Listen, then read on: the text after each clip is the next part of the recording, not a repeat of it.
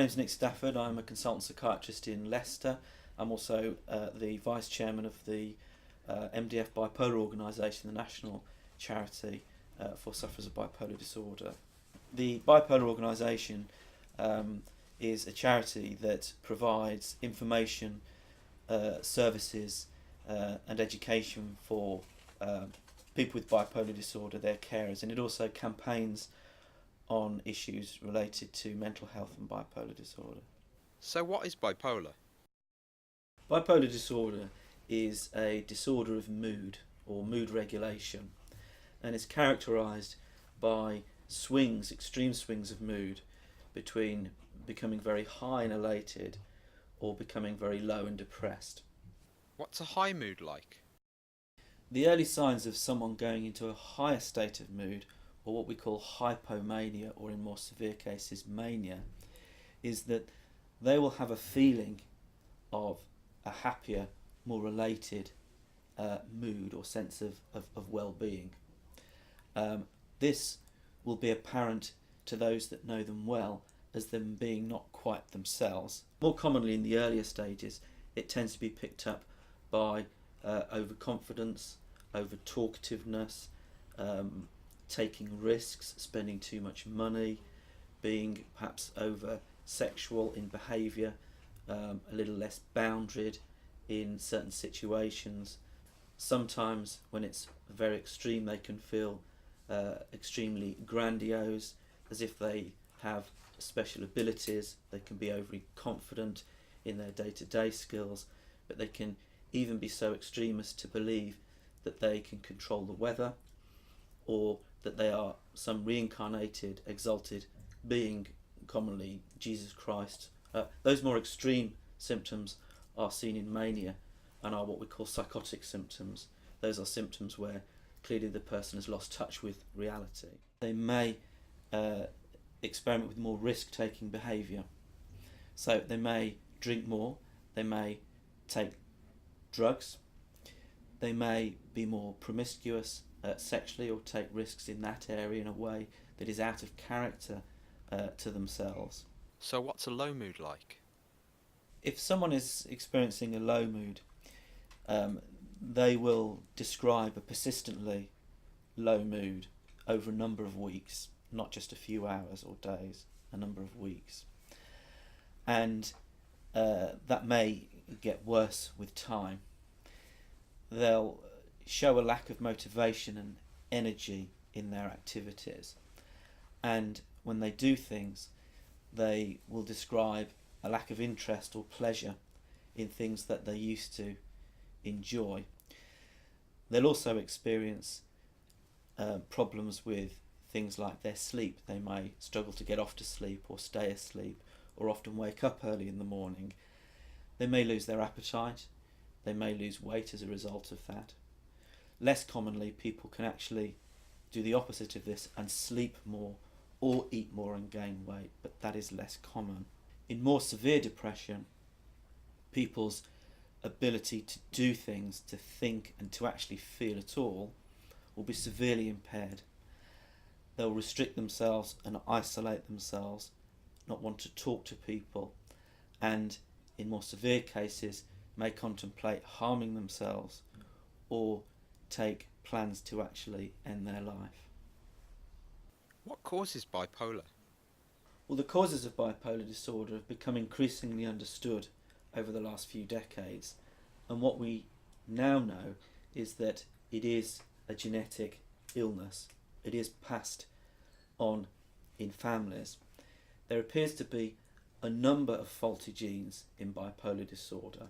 There appears to be some defect in some of the clock genes that are probably responsible for some of the early symptoms of a mood swing in bipolar disorder, such as the sleep deprivation or the sleep disturbance.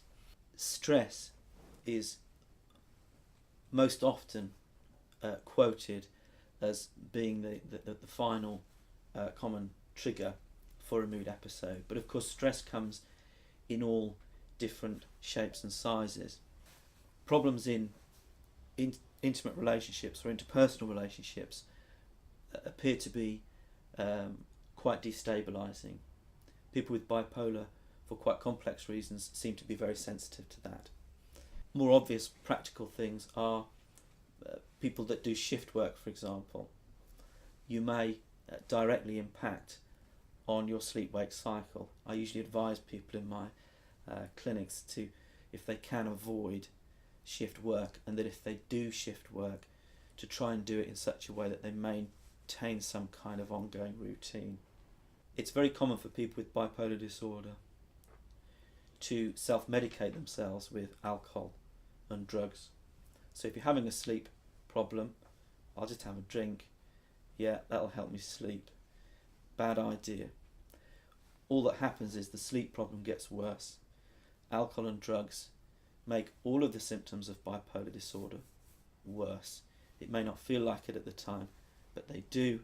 And again, you end up with a vicious circle of drinking more, taking more drugs, the mood episode getting worse, the symptoms getting worse, the sleep getting worse, and at the end of the day, full-blown mood episode of either going manic or very depressed. If I have bipolar.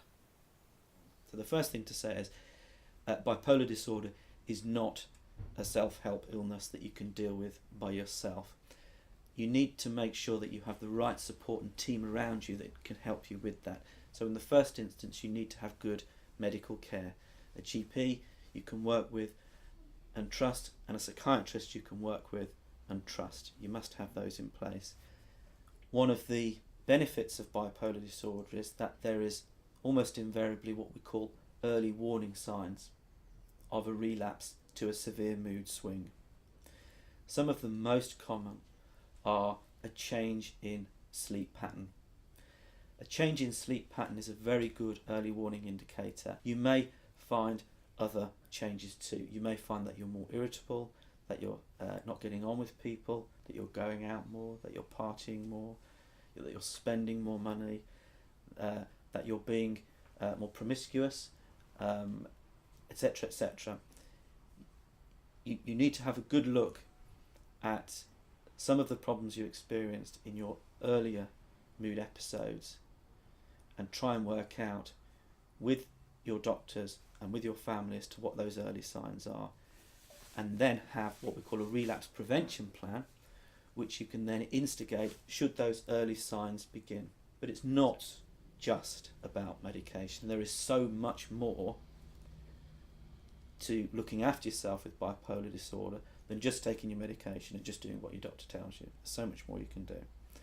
In the first instance, you need to make sure that you that your family is very supportive, and that your friends as well are understanding of the illness, and that you have good systems in place that they can draw your attention to changes in your mood and help you. Ideally, you want an environment that's as stress-free as possible. Obviously, in an ideal world, that probably isn't possible. And so you need to know where your weaknesses are in terms of stress and avoid them as much as possible. And if you can't avoid them, then manage them. The rest of advice in terms of keeping yourself well in bipolar is the same as for anyone else without the illness. And that is good health, good wellness, keeping fit, having a good diet. Exercise is a fantastic antidepressant. It's a fantastic mood stabilizer. Unfortunately, exercise on its own, though, isn't enough to keep yourself well. So you do need to take the mood stabilizer medication as well. Where can I get help? If you think you have a mental health problem, particularly with bipolar disorder, it's important to get the right sort of help straight away. I would recommend in the first instance that you go and see your family doctor, your GP, your general practitioner, and explain the sorts of problems that you've been having. If the GP thinks that there's a mental health problem like bipolar disorder that needs further assessment or investigation, then they will refer you to the relevant mental health professional. Whichever medical professional you see, either in the first instance the GP or later the psychiatrist, it's really important to take someone with you who knows you well. So that might be a family member, or it might be a friend. It'll help you in terms of your confidence. Furthermore, the GP may ask that person to give their perspective on you in a way that you don't see yourself. And in mood disorders, that can be really important, because when your mood is high in bipolar disorder, you're not often aware that there's a problem. In fact, it can be quite enjoyable unless it's very high. But other people certainly do notice a problem. And so it's really important that someone is there to give some sort of account of that. Where can I find more info? There are organisations such as MDF, the Bipolar Organisation, that are very useful in providing peer support. There are a number of self-help groups up and down the country that you can go along to and get peer support from, and advice, not just on the illness itself, but some of the consequences of it, like, for example, debt, housing problems, other social problems. I can recommend 2 books, both written by journalists and very well researched, using interviews with experts in the field, as well as service users, families and carers and other people linked with bipolar disorder. One, Bipolar Disorder, The Ultimate Guide, by Sarah Owen, and the Need to Know book on bipolar disorder by Dan Roberts, are both very clear and yet comprehensive guides to all aspects of bipolar disorder.